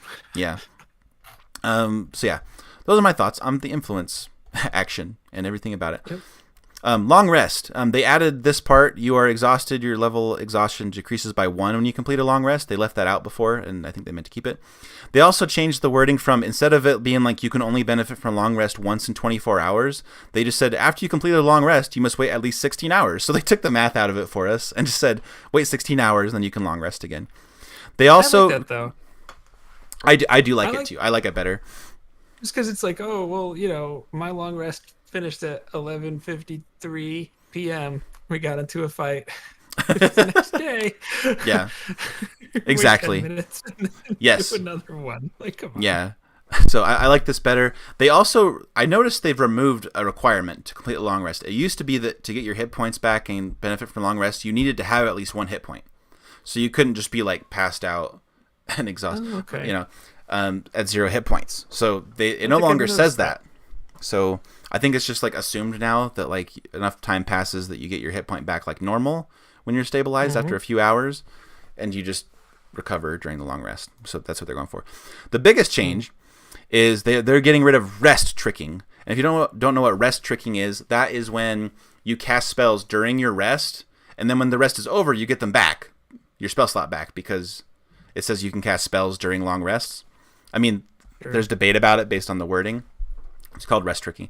But now, your long rest is interrupted if you cast any spell that isn't a cantrip. So they took care of it. Yep. And then you can resume a long rest. They just made it a little clearer of like, what if your long rest is interrupted? What happens? So they're adding more clarity to that. So all good stuff, in my opinion. I agree. Very much so. Great. Prayer. Let me look at chat. You guys have lots of things to say. So let me killing see. it. Yeah. Let's see. 20th level character for a one shot that used True Strike every round. That's cool. Optional rules of attitude and influence. Yeah. I'm okay if they want to only put it in a DMG, but I think it's also nice for players to know that they don't just have to kill everything. You know, a lot of new players. Yeah. I don't know if you've ever had a new player like try to be creative, and they hit a wall and they think, well, I'm not going to be creative again. I'm just going to fight everything. You know. So it can be good to encourage them to parlay and try to influence creatures or like make plans around that. So I'm okay with it being in the player's handbook. I don't think it will lead to bad problems, and it might actually cause a lot of DMs to be a little less stuck in their ways if players know like, hey, there's this influence stuff. DM, can we do that? You know. Yeah, I think it's good. It's just more options for them to know that's available to them. Yeah, I am weary of things that cause like player DM adversarial interactions. I really just don't think the influence system is one of those. I don't know. We'll see if I'm right or not. It's just the alarm bells don't go off for me with that one. For me, most of the times I encounter someone that seems to be worried. I'll say that, like up in arms, worried about this being in a lane that's not good for the game. It's usually a lack of understanding about how skills actually work, and how like I want to jump to the moon, and I want to I rolled my natural 20. I'm good. Like like those kinds of. I know it's a stupid extreme example, but just to illustrate the point, it's not magic. It doesn't do anything you want it to just because you rolled well. Yeah. If the DM determines that it is even possible, then you roll. Yeah, definitely true. Yeah, that's all I have to say on about that, unless chat has more. But Just the Craft also pointed out rest tricking is still a thing. It'll just take longer. That is true, because every time you cast a spell, it'll add 1 hour to your long rest. So you could still do it. You just need to do the math to see if it works out. Hi, Fred. How to D&D? Another YouTube channel, often on the DM roundtables. Good to see you, Fred. Yeah. But like rest tricking, the DM can just stop that from getting out of it. Yeah, so the reason I bring this up, the true, is because I don't like when Wizards of the Coast designs the game in a way that makes the DM have to take things away. Because the DM can always change things, right? That's just part of the game. It's Wizards of the Coast's job to make it so they have to do that as little as possible. That's kind of what I'm talking about. And that kind of goes along the lines a little bit of I'll say the spirit of what he meant by Mother May I stuff. Like, just help everybody get on the same page as best we can, so that when you use something or choose something, you have a certain expectation of how it's going to work. Now, a lot of experienced players and dungeon masters will have those conversations ahead of time. Like, hey, I was thinking about playing a ranger. Are we going to be doing a lot of like exploration stuff in this campaign, or is that something that I might feel like it's not, really all that useful? This is just clarifying things better. So, absolutely. Yeah. Yep, I agree. Just the Craft says they allow rest tricking in their games. I would too. I don't think it's like a grievous thing. Some people talk about it like it's a guarantee, and they really lean into it, and that can get a bit much for me. But like, I'm okay with it because it's part of the game. they designed the game, and I never blame players for just trying to do the game as it's designed. And Josh is here. I don't know if you saw that. It's Jake. my other J brother. The counterpart in J&J Tabletop, the real Josh T is here now. Yes. Yeah, Goblin Lord, let us know what you meant about the corpse of Song of Rest when we get to that point. Yeah, so ready to move on. So let's go to Prayer of Healing. So changed it to Abjuration instead. And it's a number of creatures equal to your spellcasting modifier. So that part is a nerf. But it gives you a short rest if they remain within the spell. Warlock's best friend. Yeah, I love anything that enables people to do more short rests, because I think a lot of the problems with 5e is that spellcasters can Nova, because they're probably just going to have one fight and then a long rest, one fight then a long rest. Anything that we can do to enable like more of an encounter being like more drawn out, where short rests are more feasible, and let the fighters shine, that sort of thing.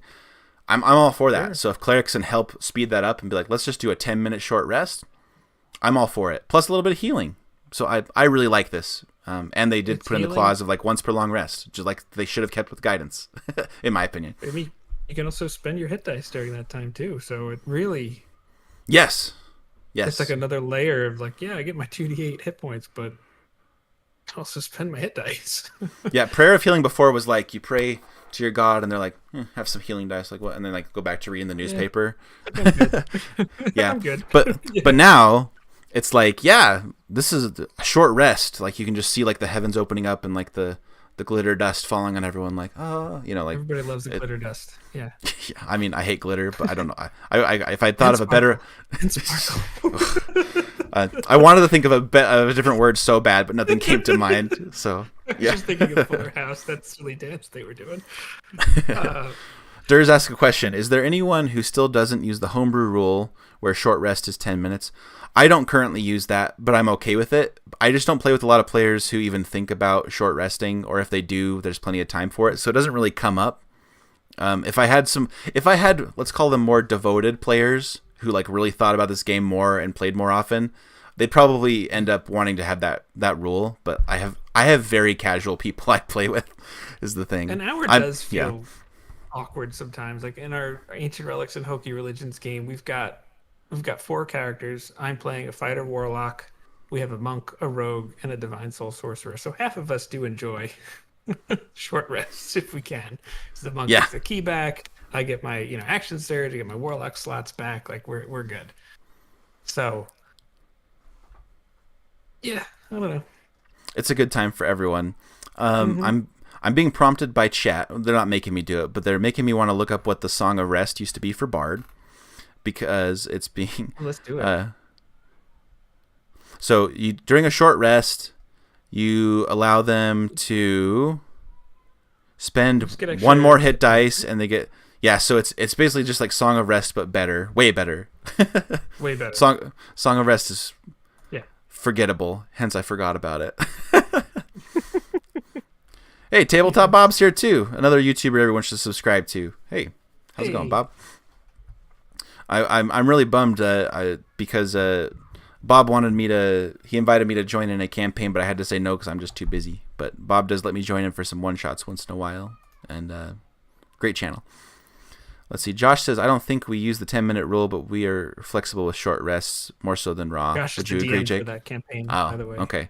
Gotcha. Yeah, Josh says yes very often. Yeah. So if I were to be like, but come on, can I get like one slot back? Especially Josh, especially just one, Michael.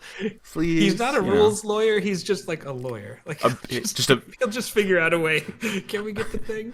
Just a persuasive beggar. But he always has a point too. It's like, yeah, sure. He's good at it. That's a good point. All right. Yeah. I'm like Josh. I'm a pretty lenient DM these days. I think people have been surprised at how much I don't care about metagaming either anymore. I tell people the more I play, the less I care about it. So anyway, the more I play, the more I think it's good. Yeah, I'll just say it that way. How about that? Fist bump. Yeah. The resistance spell, I think it might have not been included in the changelog either. I don't remember, but it was reduced to 10 feet. It's now a casting time reaction, and it got the guidance stuff. This is where I had a note that concentration. Yes, not concentration. That and guidance. Huge. That's huge. That's so big, because do you know how many times I've had a player be like, I'm gonna cast guidance, and then or I'm gonna cast Bless, right? Yeah. Because I think we're gonna go into a fight, and they're like, oh, and I cast This is Guidance real awkward. quick, and they're like, and I'm like, you sure that you just had Bless? And they're like, oh, right, I keep Bless, and I'm like, okay, yeah, like that happens all the time. So, yeah, so I wish they would keep the clause of like once per long rest, you can benefit from this if you succeed. That's all. But yeah, I like that Resistance is getting the guidance treatment. And then Spiritual Weapon.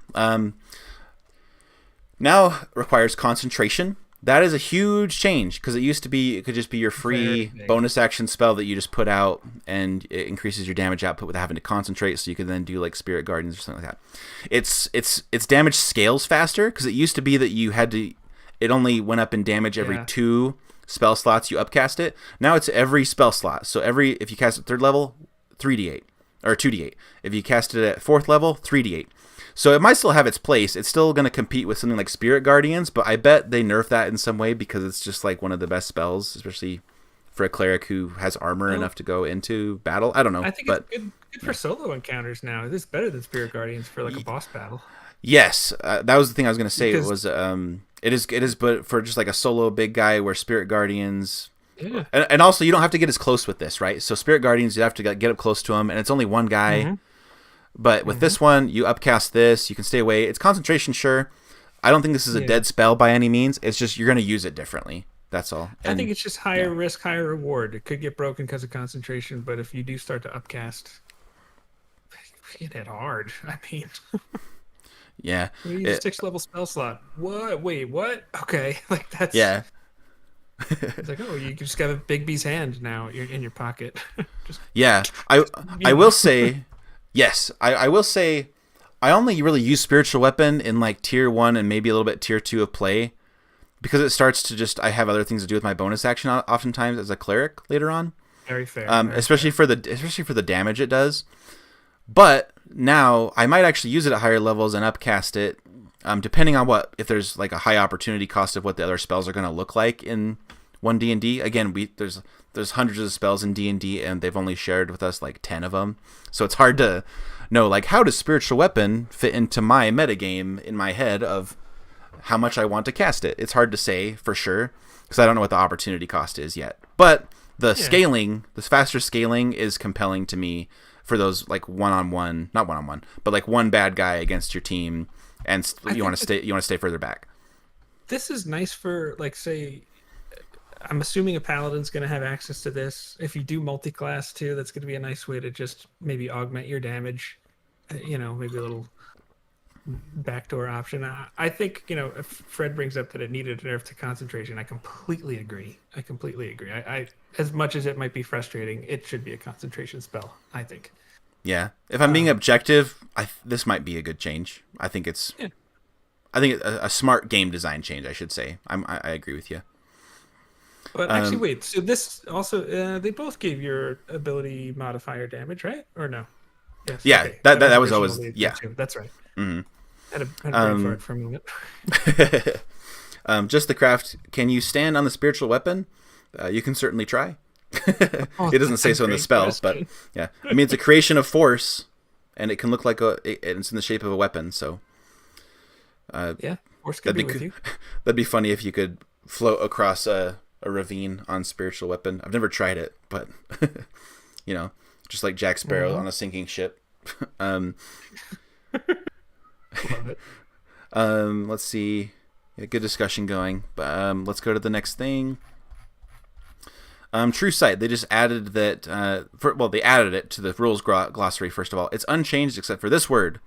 It used to be that True Sight in 5e, you just automatically see through illusions. Now it's clarifying visual illusions, because some illusions are audible. That's good, yeah. Yeah. So, good little clarification that makes sense. Good catch. Yeah. I didn't catch that. And that's the end. So, there we go. Man, we did it. We did it. So, final thoughts, Jake, after we've gone through it together? Anything change in your mind after your first read-through? I think you and I are on the same page with pretty much everything. I think it really just feels like they're smoothing rough edges out. I like the versatility and flexibility in the way you build your cleric, the way it's presented. I think most of the change. I think the only change I don't like is that the guidance and resistance can be spammed stuff. That's everything else about how guidance and resistance is different from current 5e. I think that's great changes. But Yeah. I liked the guidance from from the last UA. I even had a video about how excited I was about it. Yeah, I commented on that video and agreed with you. So, yeah. Scott points out his group has a barbarian cleric who counts on that spiritual weapon not requiring concentration while raging. And they're going to be ticked off. Yeah, they're not going to like that. That's rough. Yeah. Sorry. But maybe, who knows? Maybe barbarians will be able to concentrate on spells while they rage. I doubt it, but who knows what they're going to do, right? I actually have a buddy of mine that he actually was a barbarian cleric multi-class. We didn't really get to do too much of it, but he has a hammer that was specific to him, and I had a customizable way that it would grow with him. And one of the things would be that as long as the spell would do damage, like as long as the spell would meet the rage conditions, you could cast spells. Like if you were going to cast like, spiritual weapon, for example, you're good. Yeah. There's definitely some workarounds if your DM wants to do it. Yeah, for sure. Question from James Bolt. What do you think this means for Druid Wild Shape? Is there something specific you're asking about, or this UA in general, James? Are we going to say... he does clarify. Are we going to see proficiency times per long rest wild shapes? I think that's fine. I think so. I would guess yes. I was just going to say the only thing that you would think initially could be potentially weird with that might be the Moon Druid, but you're just extra tanky. You're still not casting spells until much later levels. Yeah. So I would say playtest it. Yeah. I guess we'll see. Point, right? I guess that we'll see what they give us to playtest, huh? Another question from Just the Craft. The Cleric's Divine Strike feature doesn't work with unarmed strikes. Should it? Let's see. What does it say?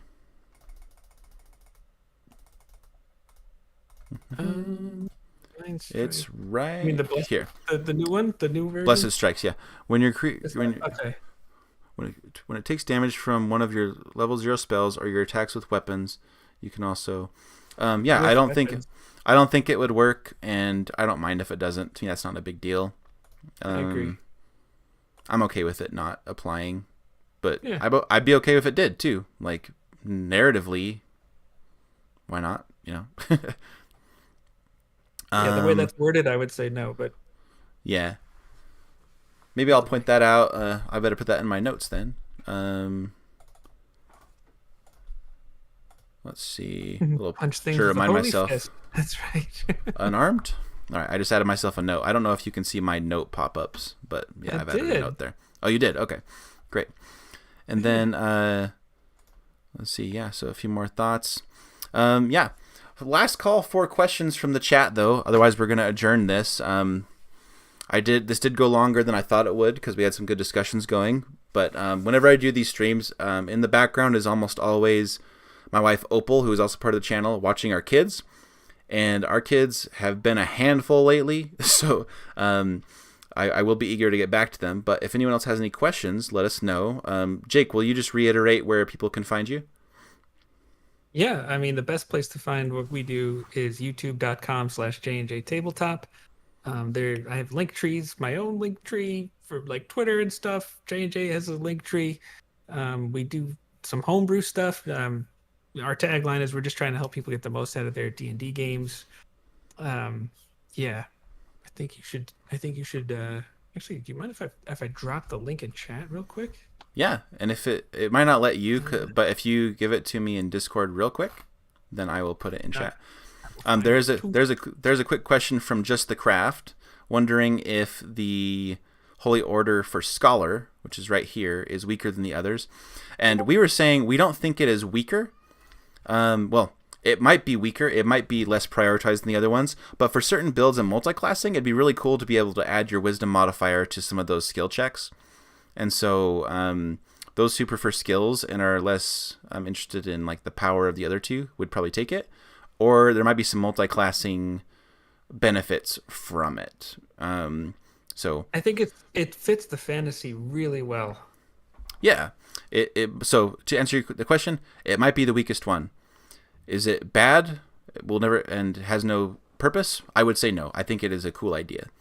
And it's good to make that distinction. Yeah. Just because All it's right. weak doesn't mean it's bad. Yeah, exactly. It's not like the never picked option by any means. Some people like skills, and that wisdom modifier to it is very cool. So, thank you everyone for joining us for this look at the new Unearthed Arcana. I do plan on putting out like a very succinct video if I have the time, where I just kind of go over like all the changes in like less than 5 minutes, because people have expressed interest in that. Because before I was just kind of clipping this stream into little parts, but I think I'd rather just do like a really succinct one. So I'm going to try to make time for that. But yeah. Thank you, Jake, for joining. If it's your first time seeing me, I don't know if there's anyone new to me here, but flutesloot.com is where Opal and I and others write articles, and Flutes Loot is our channel, which is right here that you are watching, so please subscribe.